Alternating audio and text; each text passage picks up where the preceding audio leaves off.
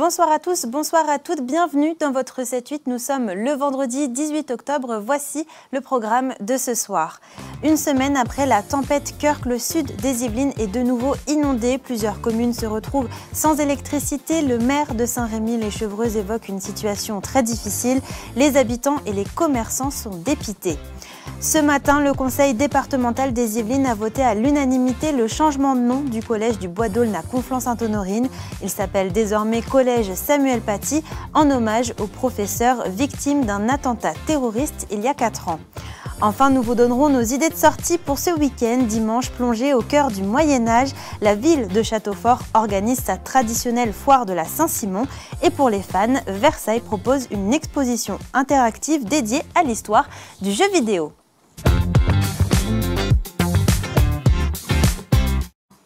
Les fortes pluies de cette nuit ont provoqué de nouveaux dégâts dans le sud des Yvelines. Des routes coupées, des maisons et des commerces inondés. Plusieurs villes sont privées d'électricité. La nuit de jeudi à vendredi a été longue pour beaucoup d'Yvelinois. Les pompiers ont reçu environ 450 appels. Le maire de Saint-Rémy-lès-Chevreuse évoque une situation très difficile. Les propos recueillis par Mélanie Poquet.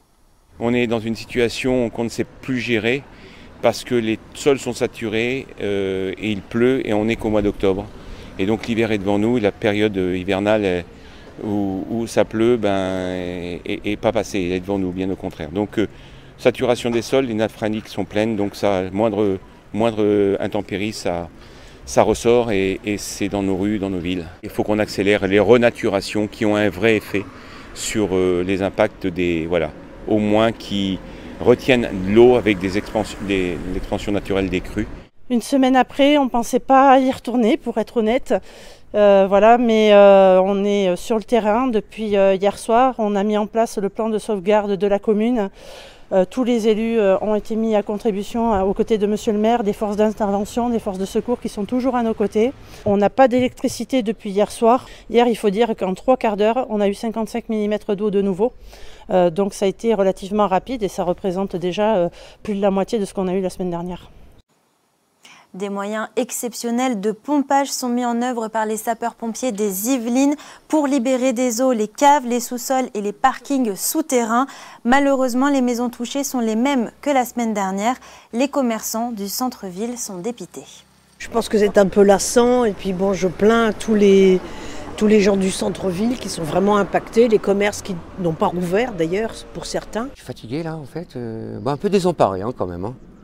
Déjà la première fois je voyais pas le bout, alors là la deuxième fois là c'est en dessous du bout. Là c'est mal parti pour reprendre l'activité, très très mal parti.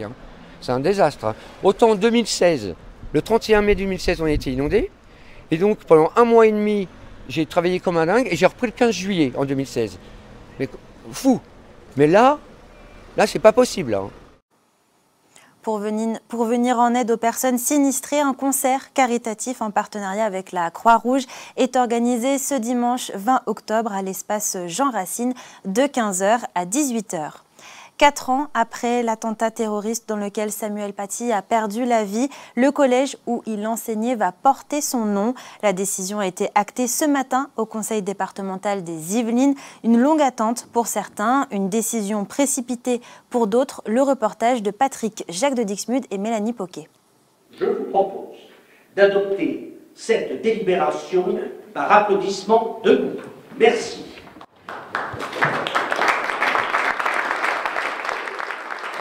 Un vote à l'unanimité et sous les applaudissements. Le collège du Bois d'Aulne à Conflans-Sainte-Honorine change de nom. Il s'appellera dorénavant Samuel Paty.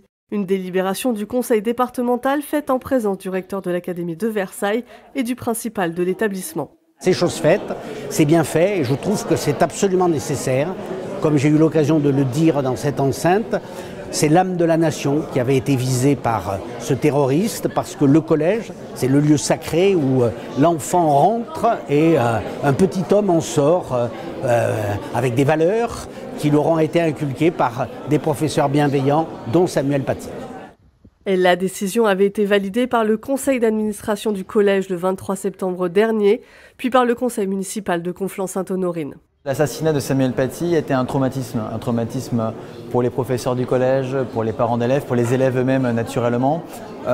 Chacun a mis du temps à surmonter ce traumatisme et il a été décidé d'attendre que les élèves ayant connu Samuel Paty comme professeur aient quitté le collège pour être au lycée. Le 16 octobre 2020, Samuel Paty, professeur d'histoire-géographie, perdait la vie, assassiné par une personne radicalisée. Cette nouvelle dénomination, évoquée dès le lendemain de l'attentat, fait réagir dans la commune. C'est très bien parce qu'il mérite, vu malheureusement ce qui s'est passé, c'est horrible, quoi, voilà. Même pour ne jamais oublier. Les 2 petits-enfants qui sont scolarisés dans ce collège n'ont pas vraiment apprécié le fait que ça soit suggéré. En fait, pour eux, c'est perpétuer le drame. C'est une très bonne idée, hein. Je pense que c'est en hommage à Samuel Paty, à l'événement qui s'est passé. Voilà. Je pense qu'il était temps. Les nouvelles plaques au nom de Samuel Paty seront apposées lors d'une cérémonie dans le courant de l'année scolaire. La ministre du Logement et de la Rénovation urbaine, Valérie Létard, était en déplacement ce matin à Chanteloup-les-Vignes pour visiter la cité éducative. Pour rappel, l'ambition des cités éducatives est de réconcilier les communes avec les professeurs, les parents et les élèves. L'objectif est d'apporter un suivi régulier aux enfants de la maternelle à la sortie du collège afin de leur permettre de mieux choisir leur parcours et leur orientation. La future cité éducative Simone Veil, actuellement en construction, a également été présentée à la ministre. Allez, c'est l'heure d'ouvrir une page loisirs dans votre 7-8.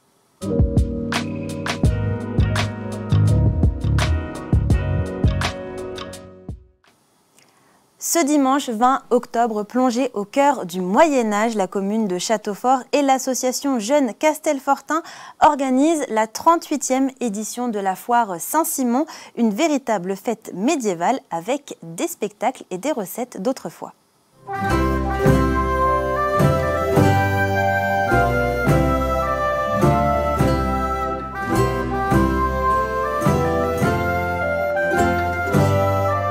Soupe mijotée au feu de bois, cidre, galettes à l'andouillette ou aux châtaignes, mais aussi farce théâtrale, danse et chant du Moyen-Âge.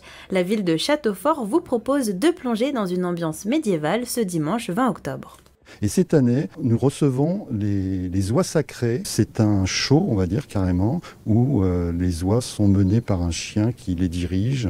Tout au long de la journée, vous croiserez des saltimbanques, des gentilles-dames ou des chevaliers. La compagnie Balaroum et ses 4 troubadours vous feront découvrir le cirque de jadis. De nombreux artisans vous partageront leur savoir-faire.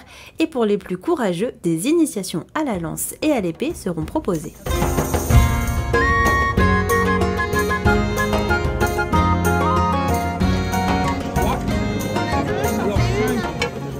Mais cette foire de la Saint-Simon est une vieille tradition qui remonte à plusieurs siècles. La première attestation d'une foire à Châteaufort date de 1657. Elle s'appelait à l'époque Saint-Simon-Saint-Jude. On y vendait des bestiaux, des grains et toutes sortes d'ustensiles.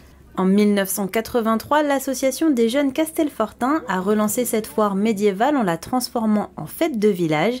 40 ans plus tard, c'est environ 10 000 visiteurs qui affluent chaque année dans la commune de 1300 habitants. Ça permet de réunir les habitants de la commune une seule fois par an, mais sous un même prétexte. Donc ça permet que chacun s'implique dans la vie du village. Spectacle, tradition, artisanat, rendez-vous ce dimanche 20 octobre à Châteaufort pour plonger au cœur du Moyen-Âge. Direction Versailles, à présent, l'exposition Game Story s'installe à l'Ancienne Poste jusqu'au 13 avril.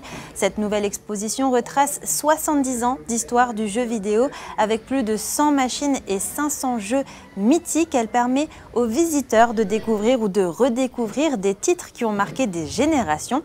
On écoute le maire de Versailles, François Demazière, au micro de Wilfried Ritchie. J'étais pas, je dois le reconnaître, un joueur jeune, sans doute parce que j'étais un peu polar, sans doute, mais il n'empêche que pour moi, je reconnais l'intérêt de cette culture. Le commissaire du lieu, qui est Guillaume Lebigre, qui est le directeur de la culture, m'a proposé cette exposition qui est montée par des passionnés. Et vous pouvez ici retrouver toute l'histoire des jeux vidéo et vous pouvez y jouer.